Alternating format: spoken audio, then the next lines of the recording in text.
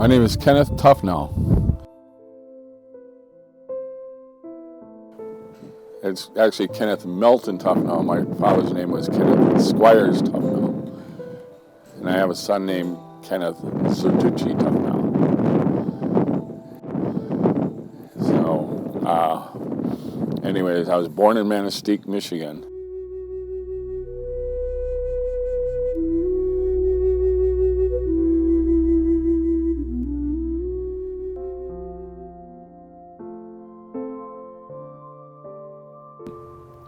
My Indian heritage comes from the Squire side. My great-grandmother was a tribal, and she was married to Squires. She was a nurse in Thompson, Michigan. And then I grew up in Manistee with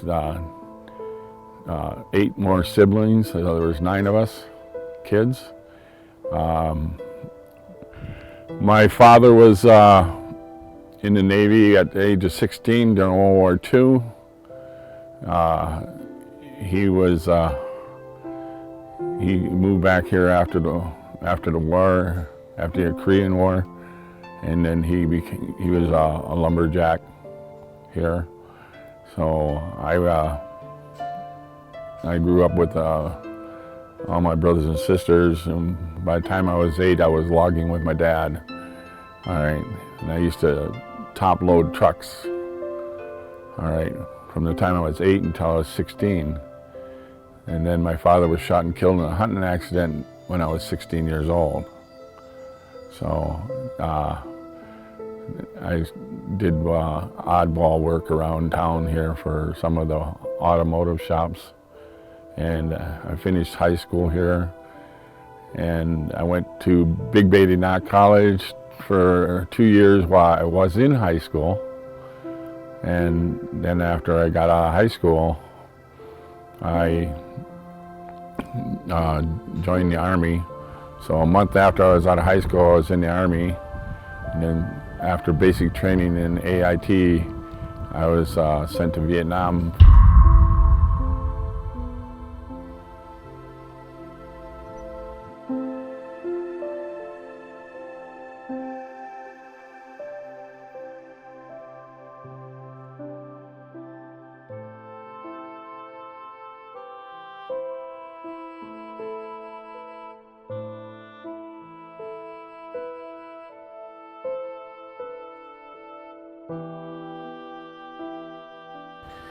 So I was in Vietnam from January of '72 until November of '72.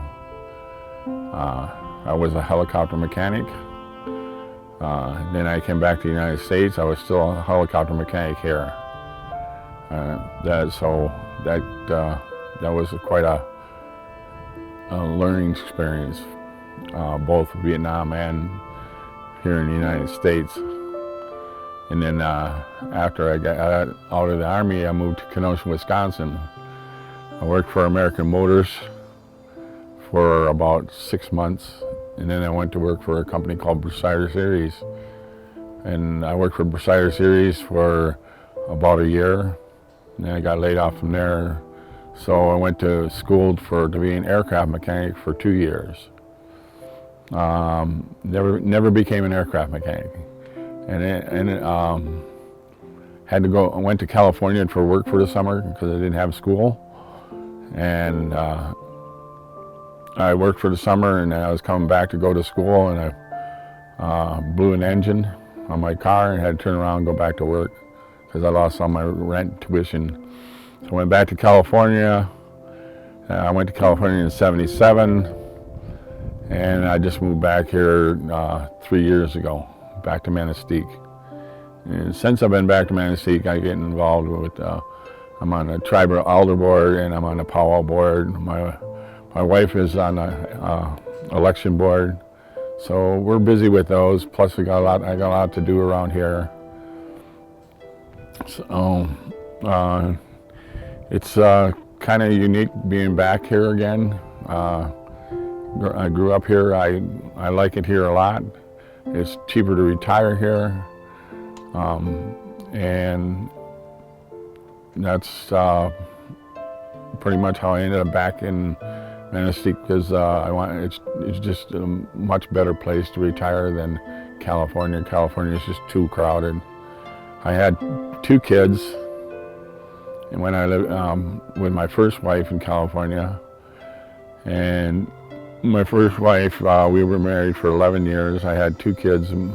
My son's name is Kenneth Zertucci Tufnell. My daughter is Candace Zertucci Tufnell, but now that she's married, she calls herself Candace Tufnell Piercy.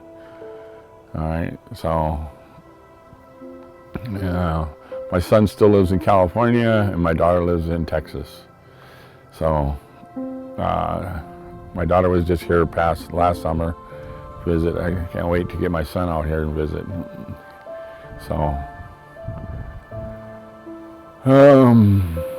I have a nice piece of property here. It's on 20 acres, and right around the corner, my wife has another 50 acres. Just about on the other side of the res. We're on one side of res, and her place is on the other side of res. So let's take a break.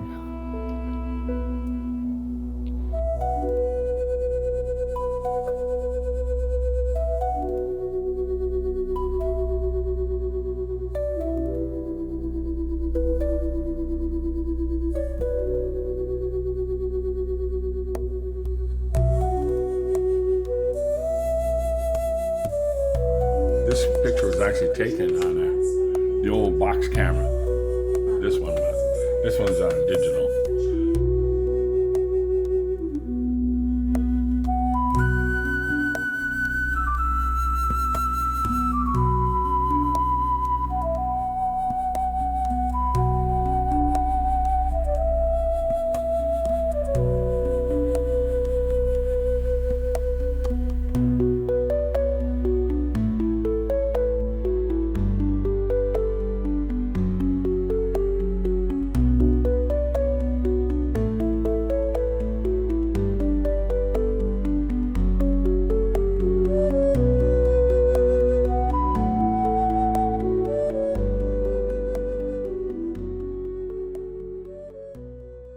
All right.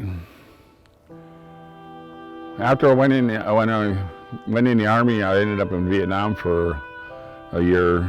I was a helicopter mechanic, and I used to repair Huey Cobras and Huey Slicks and Hueys, and I worked on them a lot. I volunteered to go out on rescue missions. I've flown front seat of Cobras, and I actually, one of the crazy experiences I had over there was I had taken a minigun off the front of a Cobra, which fires at 6,000 rounds a minute, and mounted on a gun truck. All right, that's 100 rounds per second, and I got in actually a firefight with it in Vietnam, and that was crazy. It looked like a giant weed whacker just cutting brush down. You wouldn't believe it if you'd ever seen it. It's crazy how much firepower that is.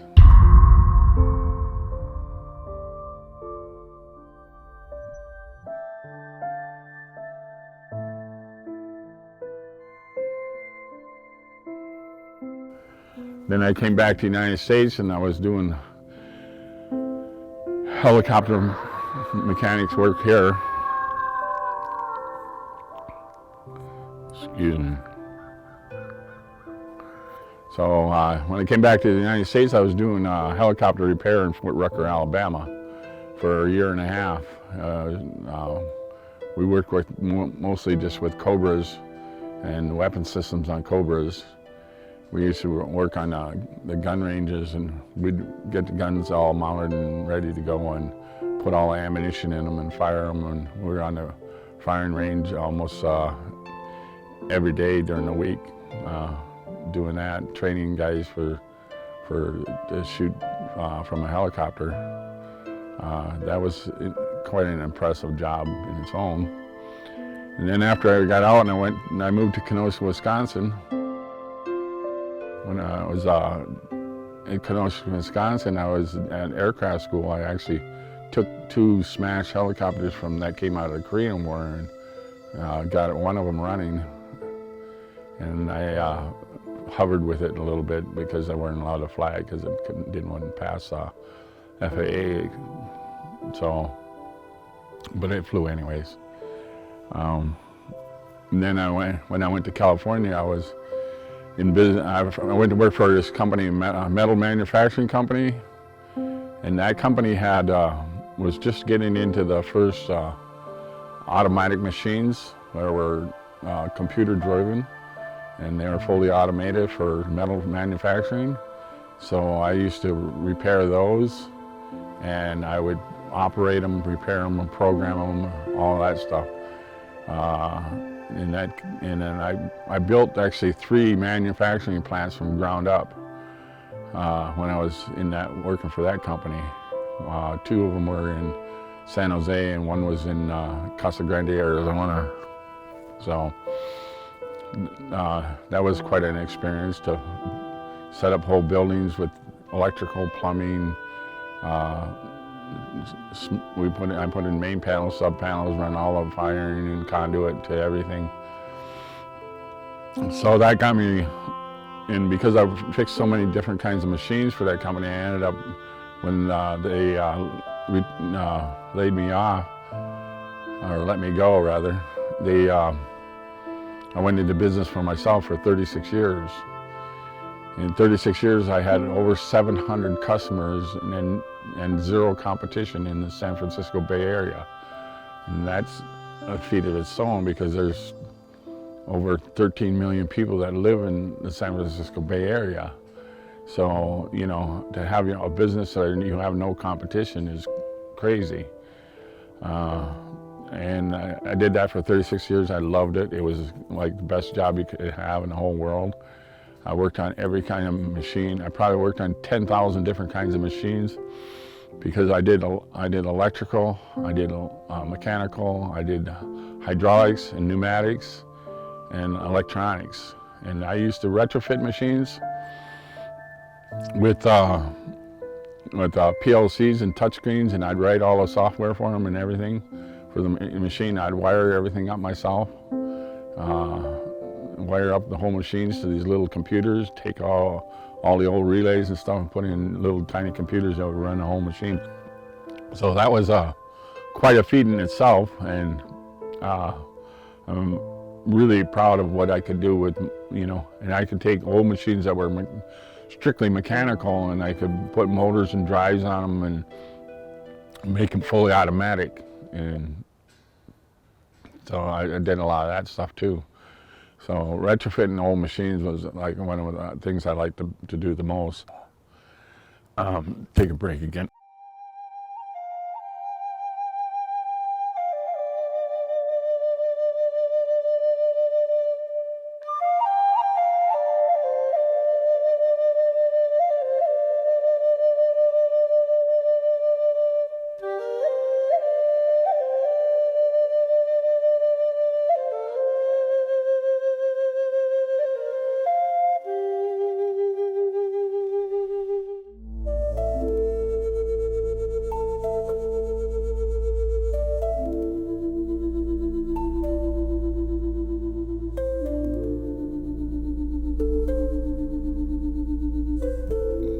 When you grow up with 4 brothers and 4 sisters, you're outside all the time playing and stuff like that. And you're doing a lot of stuff with the siblings. But my favorite part of my growing up was when I was 8 years old. I would go to work with my dad every day. Well, I also got up every morning and started a fire in the house to heat up the house so the kids could get up and go to school and stuff like that. And then when I'd go out and work with my dad, and in the summertime I worked 7 days a week with him. and I would top load the trucks and stuff. And my dad was my best friend at that time. And I would work with him every day during the summer. And then when I went to school during the winter time, I would go to school every day, and then I would go to the railroad depot after school and meet him up and go out for a last load for her, so he could get another extra load of wood. Yeah, because it took him about 20% longer to do it by himself than it did if I went and helped him. All right, and so I also always enjoyed working with my dad. And then then when my siblings, the rest of my siblings, it was actually tough when my dad died in '68. I was 16 years old, and me and my brother were all hunting in Cooks, and my dad and his brothers were all hunting in Thompson, and a family friend accidentally shot him. He was just back from Vietnam, and when you go in the military, they teach you to shoot at things that move. When you hunt normally, you got to make sure whatever you're shooting at is what you're trying to shoot. You make sure there's nothing behind it, nothing that you hit nothing else. You have to be really careful about that. Well, when you're taught in the military, you just shoot at anything that moves. So that's how he was shot and killed in a hunting accident. So then I had a brother that went in after I got that was 4 years younger than me. He went in the Marines, and he was in the Marine Corps. He was here in the United States, but he was accidentally shot and killed by accident here in the United States. He never happened overseas. Then I had another brother who was in the Army, and he was a airborne ranger, and he got real sick when he was from going to some other country, and he got real sick from like malaria or something. I'm not sure what it was, but they ended up getting him out of there because they couldn't do nothing for him. So he was in the Army as a ranger. So he lives in Florida, and I have a sister that lives in Chico, California, and one that lives in Kenosha, and then I have one that lives on the res. And when we were growing up, we were never taught about our heritage at all, and it was kept silent because they didn't want anybody to know that we were tribal, that we were Indian. It was like we were shunned because you were Indian, and that was kind of wrong. It's like my wife's dad was Indian, and he was, even though he was half Indian, he was actually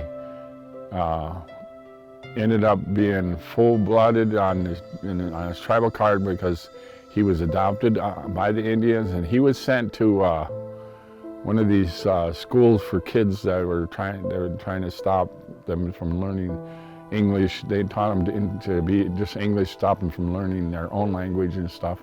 They didn't want them to learn their own language, and he ran away from that school 3 times. And then when last time he ran away, he was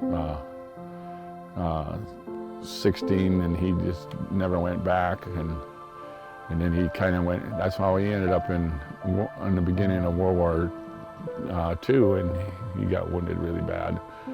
But that's why my wife is half, and I'm 1/8 Indian. But anyways, most of my siblings, we grew up pretty, it was pretty cool because we had a lot of time together. We played together. We went outside. We never, today's kids, they look at phones all day long. They're not going out and doing things. They're not learning what to survive. They need to learn to survive. I learned to survive out. I can live with nothing in the wilderness, and I know I can do that. But most kids nowadays can't do that. All right, there is some kids around here that can do that.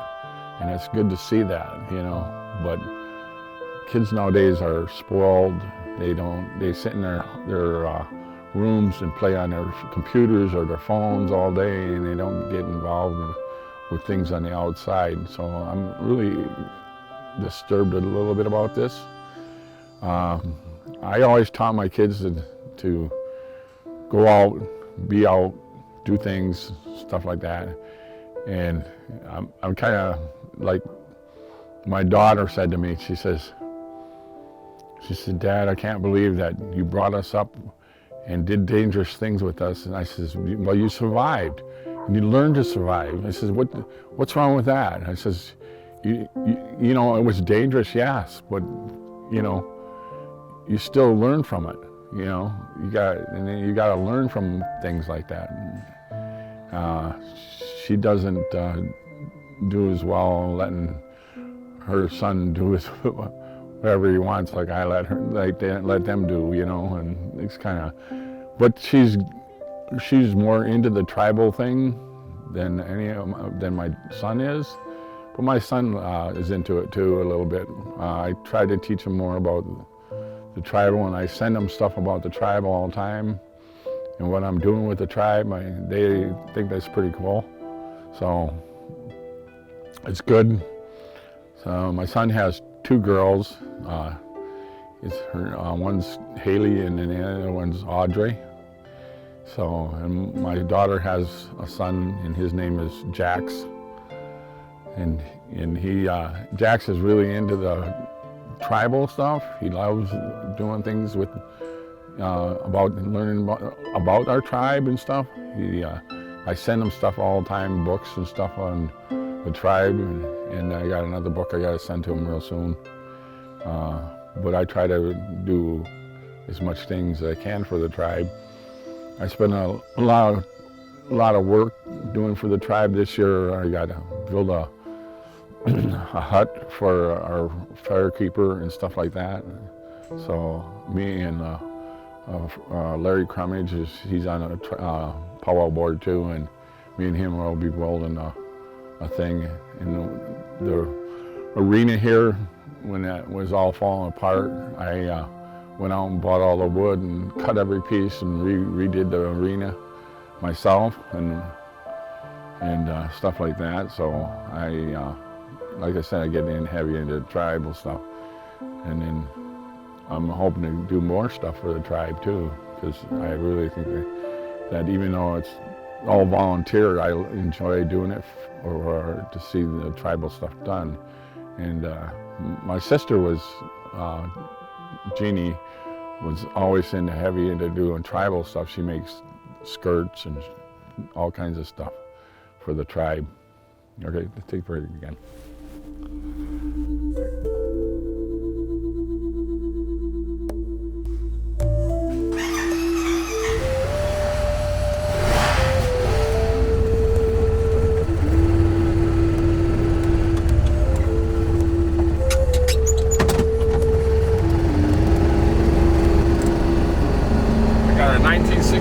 Ford backhoe right there. That's a 1964 International Harvester loader.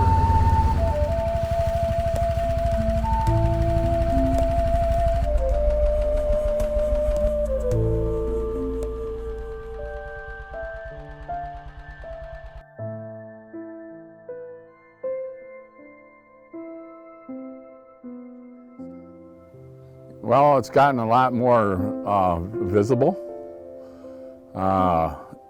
I like to see where it's going, but it could be a lot better. It needs to be a little less political. All right, I think it's a little too political right now, but we can improve on that. Where it's going, I just hope it gets better and better and I wish more people would get involved in it. Right now, I know there's a lot of tribal members here, but there's very few that are involved in actually the tribal things. And I would like to see more people involved in tribal stuff. And I don't understand why they don't get more people involved, because there's a lot more people here that should be involved, all right? So I don't understand that part of it. When I moved back here, I couldn't wait to get involved, you know? So I do the best to make things better for the tribe.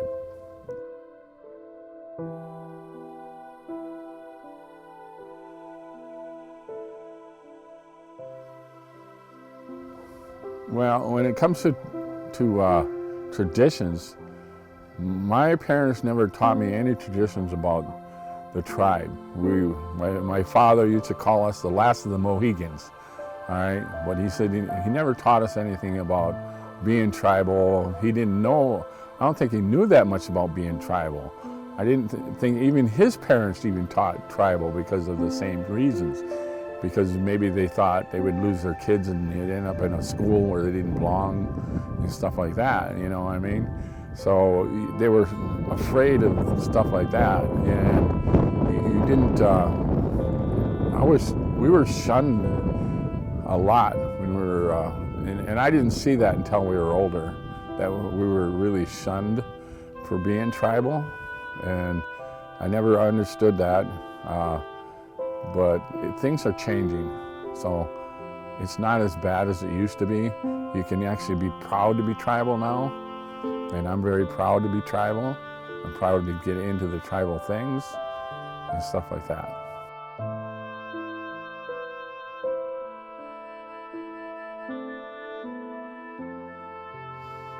By teaching more of what's going on, all right?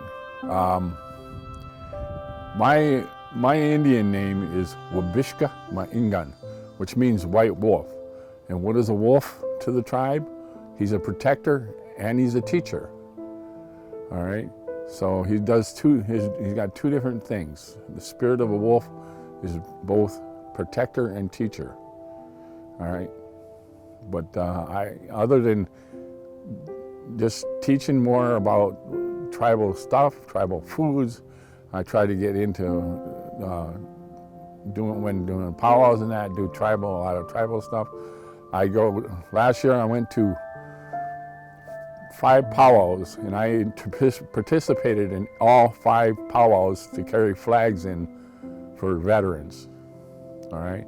Because veterans carry the flags for the tribe, all right? And because I'm a veteran, I went to 5 powwows. I was in all 5 powwows, carrying flags in. So, you know, I kind of like it's a lot of hard work, but I still enjoy it. All right, it tires you out. All right, okay.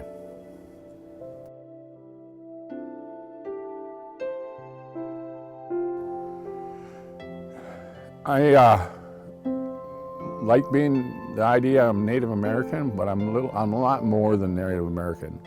I'm an American all the way around. I'm French, English, Norwegian, and Indian, all right? So I'm mixed a lot, you know? And you don't see no full-blooded ones around too much there anymore. So most of the natives are mixed. But I look at it as being an American, and being part Native is really a blessing. So I really like the idea of being part Native, but being a mixture of different things I think makes me better. And then one of the biggest things I wanted to say about you know, like my sister made this staff for me, and my sister Jean, and she was heavily into tribal stuff and stuff like that. But she's trying to learn the language and stuff. She went to classes for language. She went to classes for making skirts and making a lot of Indian stuff. That's why she makes a lot of Indian stuff. She makes rattles, she makes staffs, she makes all kinds of stuff for the tribe. So.